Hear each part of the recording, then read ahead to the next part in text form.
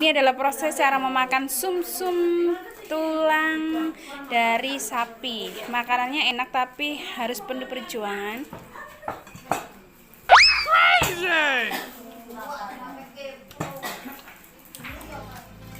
Bagian dalam itu dipakai sedotan lebih bagus lagi.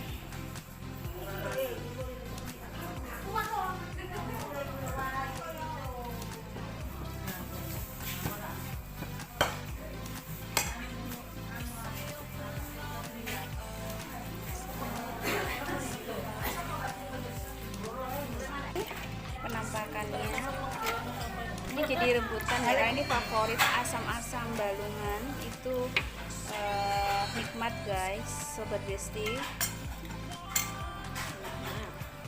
Nikmat. Ini jadi rebutan Sambal bejaki mana ta? Iki Coba sambal ta.